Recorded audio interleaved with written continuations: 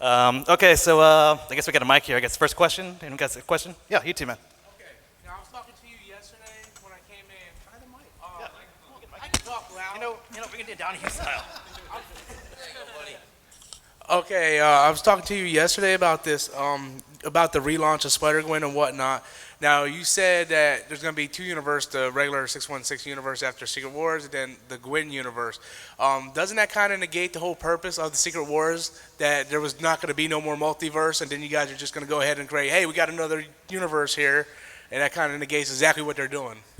Short answer, yes. Long term, basically, we were never in the plans for Secret Wars. They had this long in the pipeline before Spider-Gwen broke into.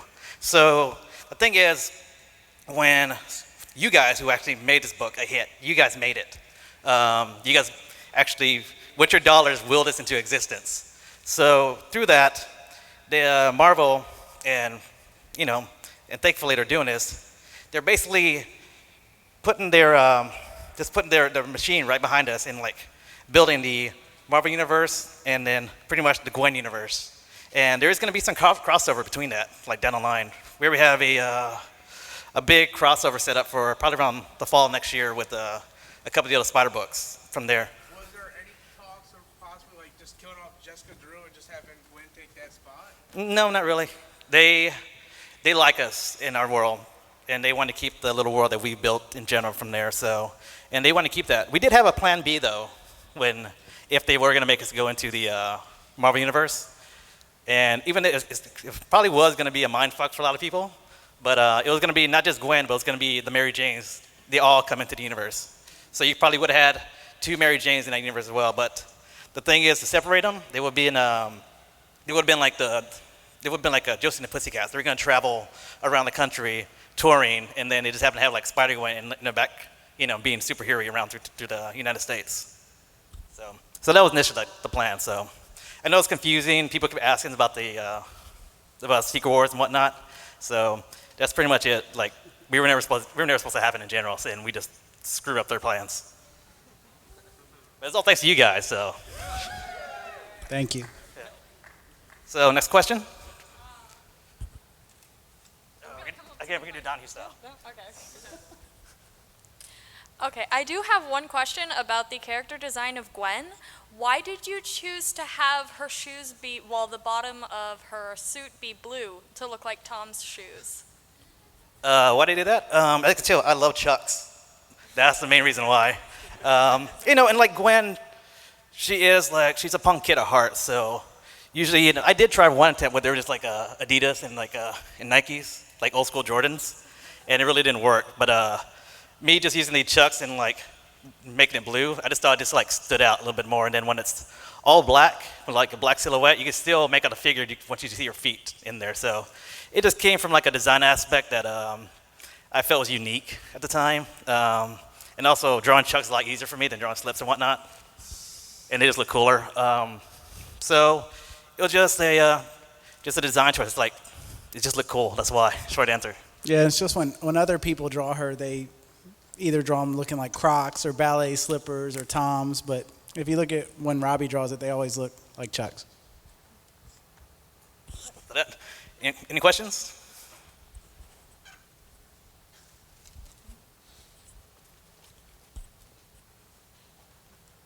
Have you seen the new Black Canary? And then what do you think of having battling pop punk female superhero groups?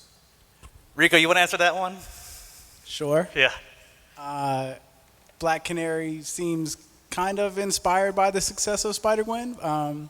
So it's cool. It's flattering, and I hope, it just makes more cool books. It just seems like Black Canary is kind of being shoehorned into a rock band as opposed to something new, and organic like Spider-Gwen.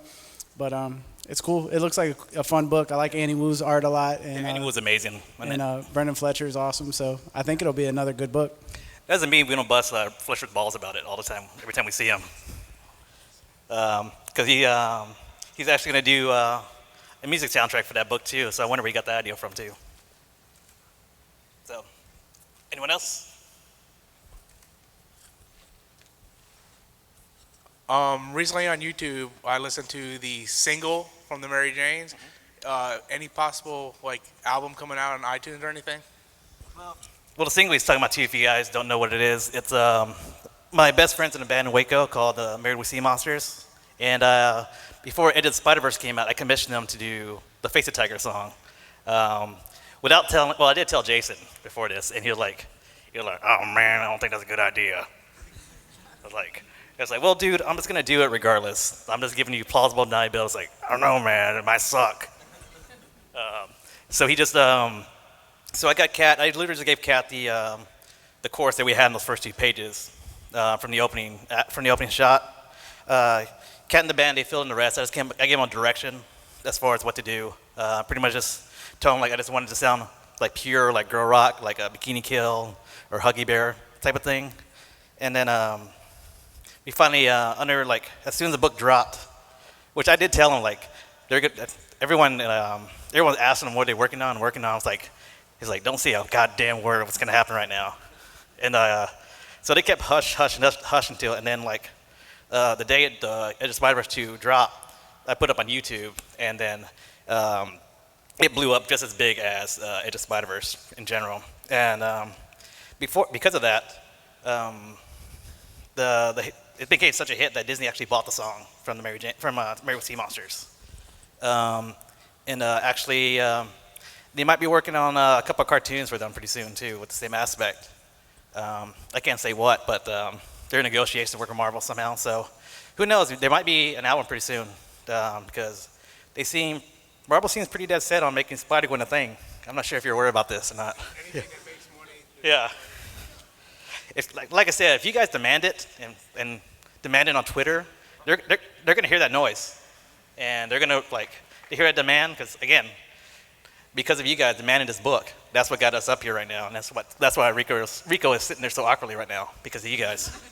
So it's okay. It's just speak out, speak loud. If you guys want it, it'll probably be there. Yes. What kind of inspired this entire idea of Spider-Gwen? Well, it kind of it came from essentially. Ooh, that's weird. It came like Jason. Our editor Nick Lowe was asking Jason to pitch some ideas to this Edge of Spider-Verse crossover they had. One was cranky old man Uncle Ben, which basically was gonna be like a crotchety old man, but like he just has superpowers.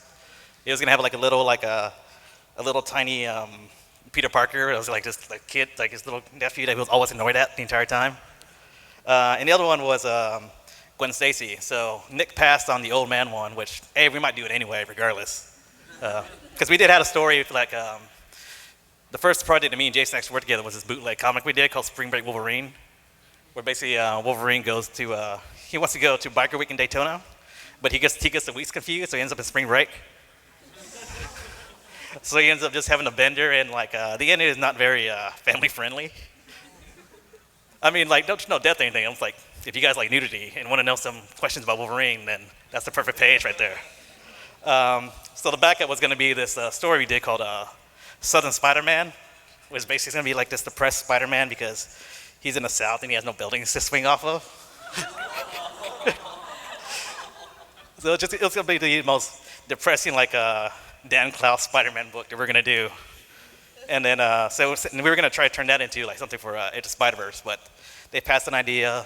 Jason had the idea for a Gwen Stacy Spider-Man, and coincidentally, Dan Slott he already had like a list of things he wanted to create that he wanted to do for Edge of Spider-Verse, and just happened to write on the side of it like a Gwen Stacy Spider-Man.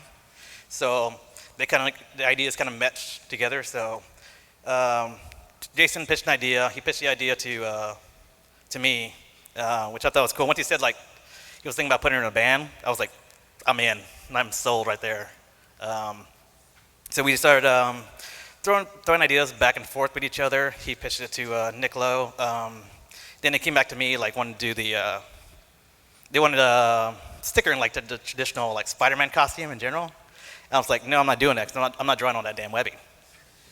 Yeah. So we spent a night, working on going back and forth several ideas on the costume design. Jason sent me traditional superhero stuff. I wasn't really feeling it. I wanted to do more designery stuff, and it kind of ended up like what the final product is now. So it just essentially did that, worked on it a day, and then finished it at a bar because like once I realized I finally got the idea right, and then taking this design to every like a drunk asshole, like every random girl at the table is like, would you wear this? Would you wear this? I'm right? This is awesome, right? And like showed that to once I got the nodding, like what is this threatening guy showing me right now? Like approval. Once I got through that, sent that to Jason. He dug it. Sent it to Nick Lowe. He dug it, and then we just went from there and just kind of once we got the script going, we just kind of just went back and forth on it because it was kind of very organically when we were working on it because we just got pages. Some pages weren't working, or I could probably figure out a problem on the page, and Jason just went from there from that point on. So it just kind of it's very organic the way we work together. Like it's not just in the script. I do pages. We bounce back and forth, and even with Rico's involved in it too. We bounce ideas back and forth with each other. So that's essentially how the first Edit Spider-Verse happened. It was just 3 guys who just wanted to do a cool comic, and then like it just happened to catch on.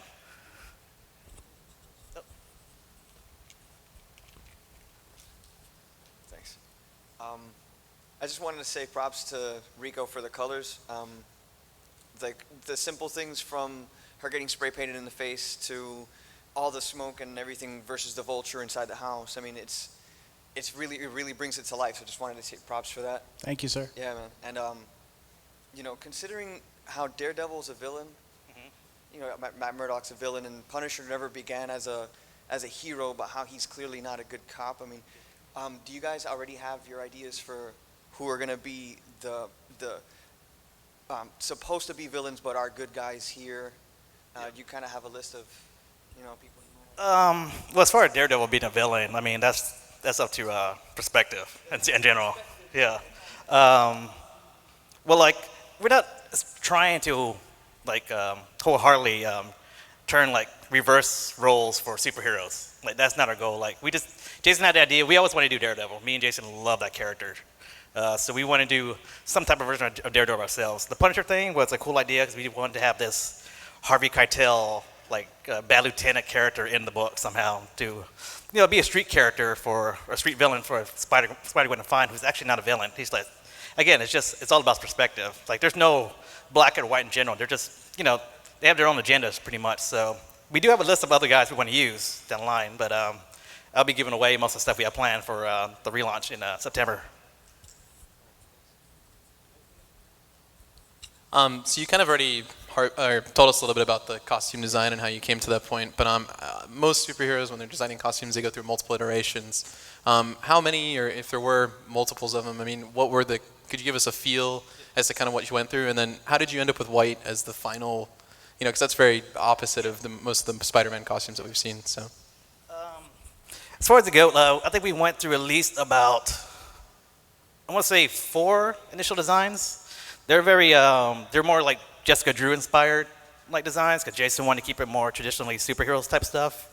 I'm also a big fan of Alex Toth, who's like the designer for the Hanna-Barbera in the 60s and 70s. He did he designed all like Space Ghost and like Thundarr Barbarian, all these old cartoons that I love. And his designs are so simple. So, and also part of it too was laziness because all that white, it's very easy to draw. And color. Huh? It's also easy to color. Yeah, it is also easy to color too. So we at least went 3 designs, and they're all in that traditional Spider-Gwen suit and whatnot. My ex-wife came by, just happened to visit to drop something off. She saw what I was working on, and was like, hey, you want to see this? Like, she looked at me, and was like, why is she like in red and blue and yellow? I was like, no girl will wear that. And so that's right. So I finally did this look where I was doing style tests too, and finally the teal and maroon really clicked with each other. So, and I figured that was a nice balance with it, and along with the white. It was almost like if you do remember you do that color swatch? You can easily just grab the colors and easily pick it out. So it pretty much went from there. We did about, after about the 4th iteration, I kind of stuck on the hoodie because I figured that was again, out of laziness, that was the one perfect spot for me to stick all that webbing because she just turns one way and I just draw a couple lines here and there. So like that came along, and then Jason had like, the idea of like, oh, let's maybe like, I forgot what we were watching, some video, and like doing like the eyes looked like she spread makeup on there. And it's like he just called me and was like, oh man, I think maybe you should do this, this, and this. And like I was literally like doing it like a style test on. It's like, yeah, Jason, that sounds like a great idea. Let me do that. It's just have me, Jason, work. When he gets an idea that I have, it's like, oh yeah, Jason, that's a great idea. It's just so I don't have to fight about it. Because he did fight at me about the teal and maroon. Like for the longest time, we were on the phone. He just wanted it traditional Spider-Man colors all the time. He's like, man, I don't know. We gotta keep it this way, man. It's like, it's not, people aren't gonna recognize it's Spider-Man unless he has this. That's how I say it says Spider-Man. To be honest, the Spider-Man if it's like not traditional colors. And I think he went to C2E2 that weekend, and we were still bickering about it. And then I was at the bar, and I finally get a text from him. He's like, because he sent me a picture of like a Ben Reilly cosplayer when he's in the Scarlet Spider suit, and it's very similar design that we have. And he's like, and I finally get like a text like with a picture of him, of the Ben Reilly, and a ... and it's like, I think you're right, man. So that's the initial thing with that. It was like a lot of trial and error and whatnot, and just like very simple design and stuff I wanted to change too in general. I did not want a traditional comic suit, and also didn't want a logo. Like if you see Spider-Gwen, it looks like the logo just like a raindrop just poured right over her type thing. So, and that's one of the key things too. That's why she has like those slashes right here, because anywhere she turns, it still makes a spider regardless. So, I just thought it was a cool look. Yeah. All right, I'm just going to go ahead and ask 2 questions so I can stop asking questions.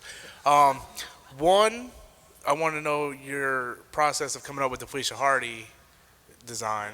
And 2, was there or is there any competition between your creative team and the creative team for Silk, seeing how both characters came out around the same time, both have their own spin-off books and whatnot?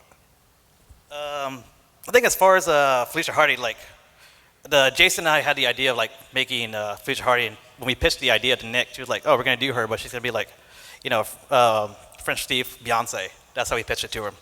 So I just went with that pop star aspect too with it. Like the first one, I think I saw some cosplayer with like this weird mirror wig, and I thought it was the coolest idea ever. And they had like this weird visor.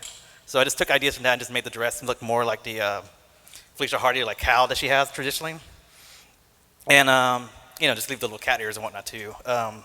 So I just want to make this big like hall of mirrors, and also want to make more work for Rico coloring and all that too.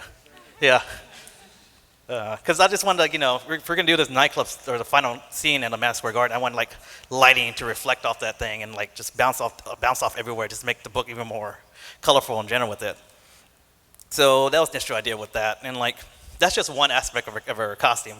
Every time you see Felicia Hardy, it's gonna change every time she appears. Like she's not gonna have one solid costume. Like basically, if we had a Spider-Gwen toy line, there would be just a line of a black cat of all her costumes. Like I think I got 20 in the folder I'm gonna use. And as far as like a competition with us, like I don't think so. I think the fans do that a lot more than we do. We kind of keep to our side, and they kind of keep their side, and we don't really interact. I know Jason talks to Rob like all the time because and also Dennis Hopeless, because they're in the same circles. They gotta be, especially more now when you're planning more stuff out. They have to be in the loop with each other and what they have planned. Not so much what is going to affect us, but if we do something, we don't want it to like fuck up their train on the way down. So we really don't have a competition. Occasionally I get his emails because we're called Robbi, so editor sends me his contract, so I know how much he gets paid. He has I see Robbie's name misspelled a lot with the extra E on the end, and I wish that would stop happening because of Robbie Thompson. We're so mad at Robbie Thompson about that. Yeah, so yeah, there's no competition at all. Anyone else? Hi. First of all, the costume is so beautiful. Like, honestly, when you guys, the creative process, I know it was really hard for you, but every time I look at her, I'm always like, she's so gorgeous. And there's a lot of superheroines or heroes or whatever you'd like to call them, but when you look at them aesthetically, everybody's got a different point of view, but when you look at them from, like I would wear that, or I want a hoodie like that, or I need to have those tights, I think it's a completely different look. Like, I love Black Canary, I love Batgirl. I don't know if I'd wear what they wear. They're gorgeous, and they wear it fantastically. But I just wanted to ask you guys your opinion because, as more female readers start coming in, and because they've always been around, but they're given more of a voice now, or they're getting more of a voice now. Do you think that there is more, artistic pressure to make sure that the way women are drawn, the way women are outfitted within comics is something that, it's for not just the male gaze or for any particular gaze, but it's something that in the current fashion or in the current time is something that you would see women wear, or that you would see aesthetically pleasing in the fashion society? Well, I get this question a lot now too, especially when I went on rant about how females are being portrayed on the page and whatnot. And, like, it's like a very old school mentality from like an older artist who are like traditionally doing busty booty shots and whatnot in books and whatnot in the books. I think now you're seeing the fashion influence a lot more now, so that's helping quite a bit. It's the aesthetics coming in, where everything's like a little bit. I'm not gonna say it's like realistic or whatnot, but it's very like design and comfort's coming in right now with the books now, like whether it be the new Spider-Woman book, and did they change Black Canary's costume? A little bit. She have the leggings still. Yeah, I still like. See, even that I still like that in general. But it's good though. I mean, it's like instead of just one particular costume, or like a girl's breasts are just really like exposed and whatnot, or just like a little cheek is hanging there that really is hanging out there. There's always gonna be that, but now there's a bit more variety going in and in, where like every body type or every like taste has something they can be drawn to in general. So, so frankly, like everything's changing enough where like you're gonna have that, and the spectrum makes the spectrum just go just a little bit wider than it used to be now. So. Yeah, it's funny. Robbi jokes about being lazy about the costume design, about drawing the webs, but I don't think it's lazy at all, because he's like looking at fashion and he's interested in like what someone will actually wear. And a lot of these people who've drawn comics in the past, you can tell that they don't look at clothes. I mean, they're like, if they draw a sneaker or something, it's not any sneaker that anyone's worn for 50 years. And like a lot of the younger artists are really interested in clothes and interested in fashion, and it's obvious, it shows like, and it just adds more depth to the current comics and that young folks are making.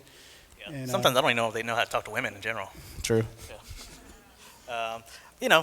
It's everything what Rico said, and also I've been told that from other cosplayers, the SpiderGwen onesie is very comfortable. Anyone else? I was actually wondering, in the latest issue when you had Matt Murdock kill Felicia's father in the flash.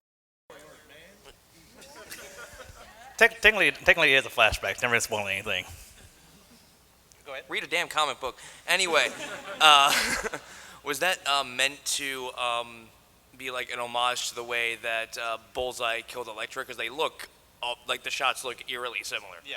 Yeah, that was also planned to have like a big homage to the Frank Miller run on that book, that Elektra Lives or whatever it was. Yeah, that was a big. And also, we want to really like use that to establish a connection with Felicia and Matt Murdock, which I like to call him. That's a great. Yeah. That's another thing too. Like a lot of these like dumb phrases that you see in the book, that's just us like on the phone. We just make it up all the time. But like you're gonna see more stuff with Felicia and Matt down the line, like a lot more heavy stuff when we really start introducing the hand in our universe. Like we got a very cool we have a cool storyline with Gwen coming up within the first 6 issues. That's setting it up. That's gonna really establish this pretty soon. And so we just want to create that dynamic, and that's why we want to use that as an homage with it in general. So thanks, man. Hey, I was wondering if you guys had any thoughts on the other Edge of Spider-Verse titles. Like if you looked at another team's work and you were like, damn, that's so cool. Because I thought, some of the standout ones were you guys, Noir, Gerard Way's The Spider, giant mechanized. Yeah, I'm super into that Gerard Way. Yeah, the Gerard Way's fun. And That one's Jake fun. Wyatt. Yeah, as soon as I heard Jake Wyatt was doing that, Yeah. I was really into it. Yeah, I'd like to see more of that. Yeah, I thought it was a cool idea to see that design and whatnot. We thought that was going to be the hit. Yeah. We really thought that was going to be the big breakout hit, and we're just going to be like a dollar bin comic like 6 months from now. No, we love that. Like I think I only read that one and the Noir one. That's about it, and I dug those. I like your punk shirt too. What else? Are there any pranks that usually happen among the creative team? I don't know. What do we do? Like, well, usually they're together. So like literally, like Rico works at a store called Heroes Aren't Hard to Find. He also runs Heroes Con. And like his office is literally like a block away from Jason's like redneck shack. If you ever seen, if you go see Jason's home, it looks like a meth lab. He has all this Southern bastard and SpiderGwen money, and it still looks like a meth lab in general. So you can't take the Carolina out of that boy. So usually, like they're together. I'm not sure if these guys do much with each other, like pranks and whatnot. I'm too far away from from Jason do anything like that. But typically, we bust balls a lot in general. I can't think of anyone specific, but like we'll just send random texts and whatnot, or just dumb shit. I think I sent you one it's like I hate NXS, but I really like Don't Change. I don't know why I sent that to you. But that's about it. Just like it's not like zany pratfalls or anything with us. We're just guys who like. Yeah, I guess we've all known each other for about 15 years, and yeah, we're excited that people are finally buying our comics. Yeah, it's weird. We're like having a line. That's nuts. So, any question? Anything else? Ryan.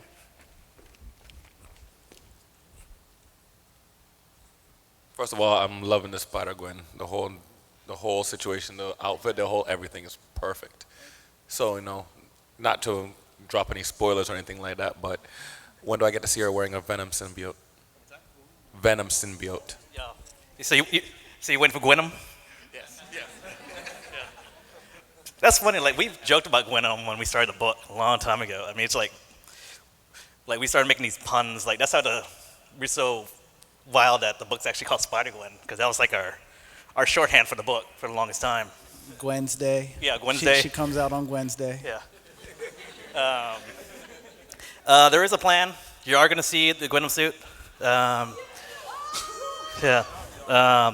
We're still working on the exact details of how we're going to reach that plan, but it's in the works. I mean, before we had to change it, there's a reason. If you see my Instagram, during issue 5, when you see on the flashback, Felicia's going like this with her back. On issue 5, there's a color hold I had where she had like the Carnage painted right on her. I was gonna use that as like a hint to like what's gonna come down the line, but the plan changed, so we had to take that out. So, but we have a plan going. So, anyone else?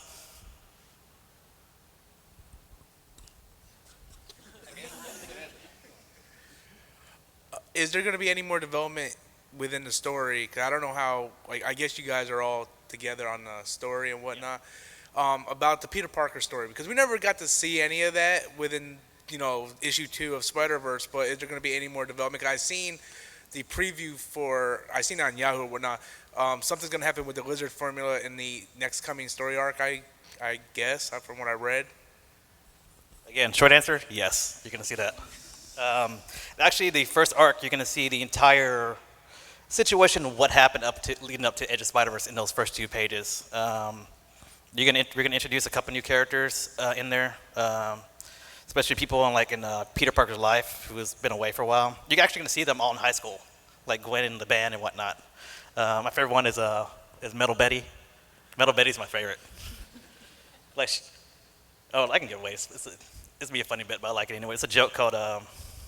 There's a reason why the cat isn't called Murderface. It's because Betty wanted to name the band Murderface beforehand, and and she made all these flyers with them already. And Mary Jane's like, we did not agree to Murderface as our name band. So you're gonna see all this in high school, and then you're gonna see how exactly the lizard comes to play more with the book, because we do have like Kurt Connors will be appearing, but he has a little different twist on him in general with it. So you're gonna see little aspects, more aspects than Peter's backstory, and him as a person in general. It's like not just, again, even though the easy like pitch is to sell this book as like, it's a universe where Gwen Stacy became Spider-Woman and Peter Parker died in the first 2 panels type thing. It does do the opposite, like what Gwen is, pretty much like, fridging Peter Parker instead of actually giving him a backstory and whatnot. So we're gonna spend on that, and that's probably gonna happen within the first 4 issues of the new run that's coming up in September. Is that going back to #1? Sadly, we do have to go back to #1. That is not our plan. That's not our call. So don't blame us. We wish we could like stick to #6, but company mandate, everyone's going down to 1. So well, I can reveal it. The new official title is be called the Radioactive Spider-Gwen. That's the new title. Like this guy right here. So I'll get you and I'll get you next. Do you have any ideas, I mean, you probably do, but is there anything you could tell us about all of the spiders that are coming in the new Marvel Universe? Anything at all? Miles is Spider-Man. That's all we know. Miles is Spider-Man, right? Yeah. They can. The Office keeps us pretty separate from everything else going on with the rest of the Spider-Verse. So pretty much, like I said, there's a Marvel Universe, and there's our universe in general. So we'll play off each other. But as far as like what they have planned, Jason, they might know because they had to involve him. But I don't ask Jason because it doesn't involve me. So I'm not sure what's going on with that. So that's about it. That's all we can tell you right now. This is kind of like a double question, but I know a lot of the decisions is pretty much left to Marvel. Now you're rebooting a whole new Radioactive Spider-Gwen #1. Is this going to be like a certain arc, or is this going to be like an ongoing Radioactive Spider-Gwen issue 12, issue 20, or is this going to be like once that arc's complete, or it'll be whole another arc rebooting it? Well, that's there probably won't be, hopefully, unless they have like another big crossover. We have to restart the book again. Yeah.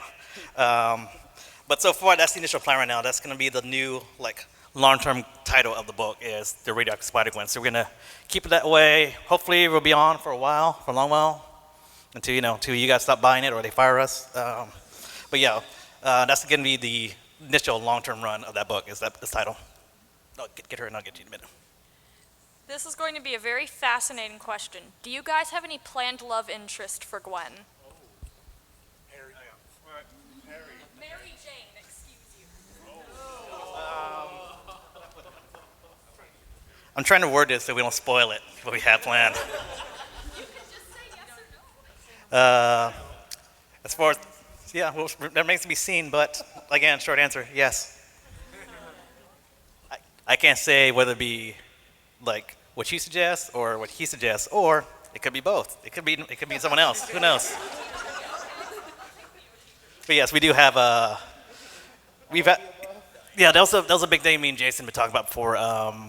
We have a big plan for as far as love interest goes for Gwen, and also the rest of the band too in general.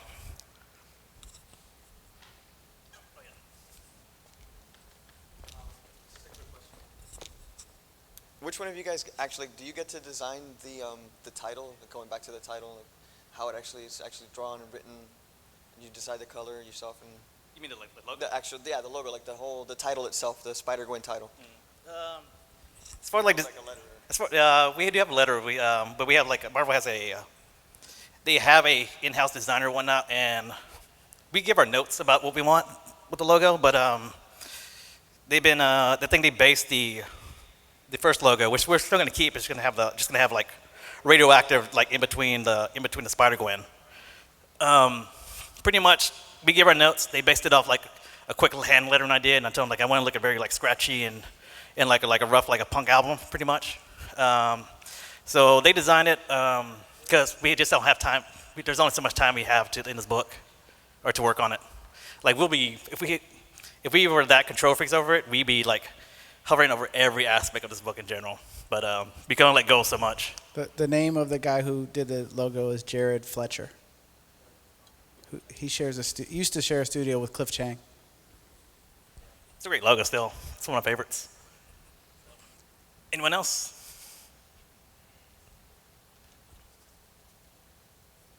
I don't know if anyone's asked this yet or if you guys get this a lot, but one of the things that I really, really want is a lot of Spider-Gwen, anything, keychains, t-shirts, memorabilia, like insane. I want a decal for my car, onesies, I want something for babies, pets. I am not kidding when I say I want it all.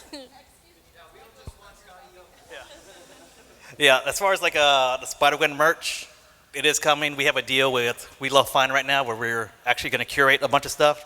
I'm actually going to design the first round of like clothing for We Love Fine for our stuff. Rico's going to probably do the second one, and then Jason, because he has so much on his plate and also he's very slow, he's going to do like the last round of stuff. So you're going to see like onesies and keychains.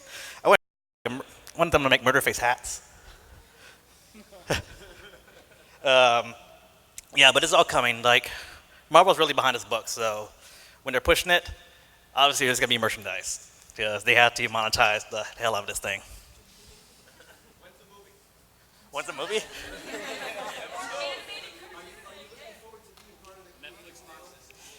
I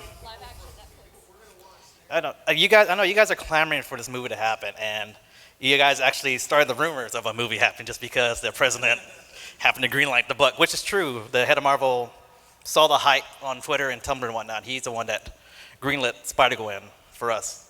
So who knows? He might be interested since they got that movie deal with Sony. I know a couple of girls I've seen online are very interested in the role.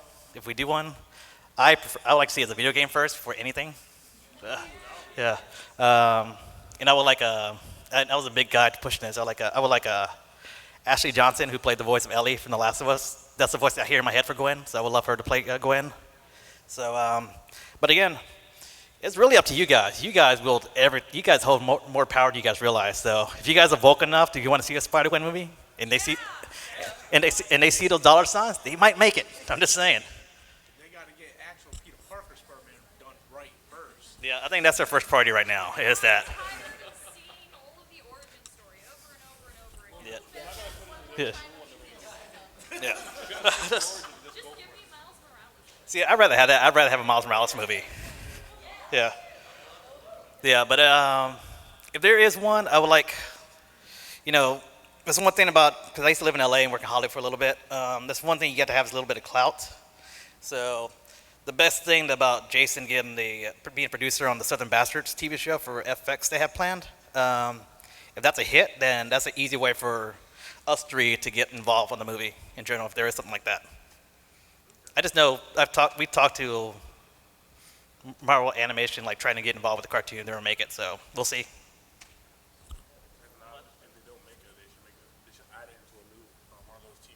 See, I'm waiting for that. I thought they would put her in like one of those the Spider-Man cartoons they have now, the Web Warrior or something like that. See a question, man? For each of you, what is your favorite Gwen variant cover? Rico, you've seen them all. You're a retailer. Which one's your favorite, Rico? I think I like the Jerome Opeña one. One where she's like upside down, like pink cover. That's the only one you like? Can you I like, going while I open up this bottle? I like Scotty's. Scotty's is cute. Keep going, still open this bottle. I like the Jorge Molina one. All right, you're done. Okay. Thank you. Which is the one? Who did the one where Gwen's like standing like this, checking her phone with the band flyers in the background, where it's like it looks like a pair of lines like from Blondie. Yeah. See, I love that one. That's actually my favorite line because I love the Blondie reference in the back of the band because they're like if you don't know, Blondie has this album called Pair of Lines where they're in very similar positions with the striped background. And the reason I love that because Gwen's look is based on Deborah Harry. That's basically Deborah Harry in general for Gwen. So that for me, for that one, I loved it. Anyone else? Well, we got 10 minutes to kill. Yeah. Yeah. Time does fly. Yeah. Kind of broke the ice a little bit.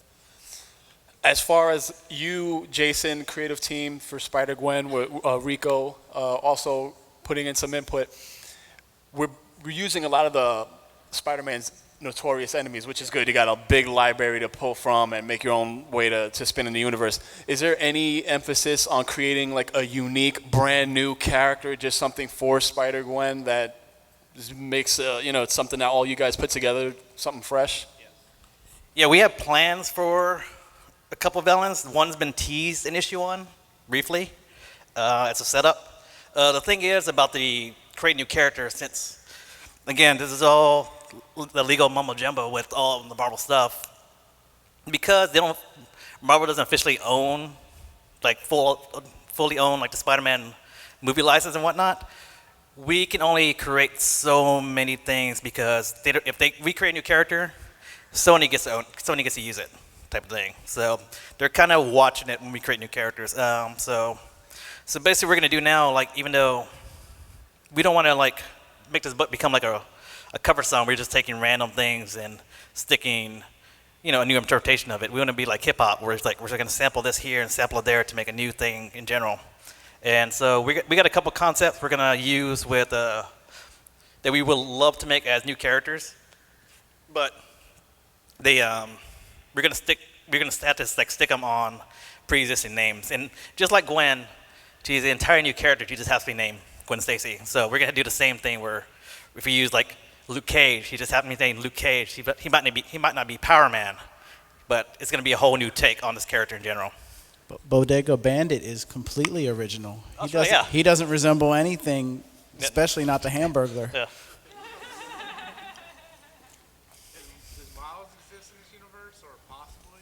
Possibly. He's there. It is a parallel universe, so yes, he's possibly there. It's like, shit, we could be there. Yeah. But yeah. Question. Yeah. Oh, a question? Over there, to your left. So, this isn't necessarily Spider-Gwen, but how cool is it now that people are coming up to you and being like, "Oh my gosh, can I have your autograph?" Like, what's that like now that's happening? I don't know, Rico. What's it like having a line for once? It's very weird for a colorist to have a line. Thank you. No, it's super surreal of us how much this character is connected with the fans. I mean, we're just regular guys in general. Like we. Same guys, we eat, sleep, shit. I mean, we're just like everyone else. Just the fact when people are like, I find it odd when people want to take a picture with us and whatnot, which is cool and everything, but it's still odd to me in general. I mean, I've had it out in the streets, like at a bar, so when people they see the look in the hair, they know it's me. Yeah. So it's pretty wild. I mean, when they're shaking around us and being so nervous, they're like, it's great, but calm down, like I'm just a guy. But we're still getting used to it. I mean, we know for a fact it's not gonna last forever doing this. So it's gonna be cool once we get out there and people realize, like, yeah, we're pretty approachable type thing. But so once that happens, it's like usually that kind of eases the anxiety. Like just me doing this, just like walking around, because no other creator is gonna do this at all. It kind of eases the anxiety and like awkwardness when you guys are meeting each other. So we just be just guys hanging out in a bar, just some beers and whatnot. So. It's still cool seeing the cosplayer though. That's amazing. There was one time in New York where cosplay literally scared the shit out of me one day. I was outside smoking and then like turned to ash my cigarette, and then as soon as I stepped left, like boom, there's like a Gwen like right there, and then she told me to move.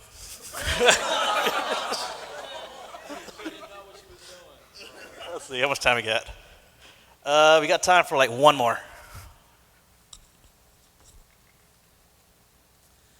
Are we going to see Spider-Gwen interact with any Spider character outside of course, yes. Spider-Verse? Like, I would love to see her interact with Superior, because she's this punk kid and he's kind of like a jerk. Yeah. Yes, without giving too much away, there's a plan for that. That's going to happen. So it's not my place to say what Jason's ideas are right now, and also the other writers he's interacting with right now, which I cannot name. So yes, there's a plan, and so we're going to do. That's probably going to happen around next year. You'll see it. Probably around the beginning of next year, you'll see it. And what time is it again? All right, we got time for one more, actually. Yeah. It's a really quick one. How much fun was it to draw Peter Porker? Oh. Because I'm sorry, I love him so much. He's just the cutest little ham spider in the world. Yeah, when Jason told me we were going to do a Spider-Ham, I was like, yes, that's what I want. It's like, that's my jam. That was cool. It was cool to do a new take on him because I didn't want to draw him like the traditional Peter Porker, like a cartoon. I had this idea of actually having him draw like a little pig inside a Spider-Man costume, which I thought would be more it'll be more fun that way, seeing that, especially when we did the corn dog scene, just seeing him munch down to it. I thought it was a blast. Hopefully, I think we have a plan to bring him back in the universe because he might not be physically there, but that essentially Spider-Ham is Gwen's spirit animal in general. So that's his Jiminy, whenever she gets down like that, that's her Jiminy Cricket, and so you might be seeing a little bit more, especially when we have this bigger storyline after the Peter Parker arc that we have planned setting up. You might be seeing a little bit more of him after that because we have another huge storyline that we have set for that's going to probably last all of next year. So, well, that's it, guys. I want to say thank you guys for sticking around. This wasn't as awkward as I thought it was going to be. So again, I'm Robbi Rodriguez, Rico Renzi, and we create Spider-Gwen. Thank you very much.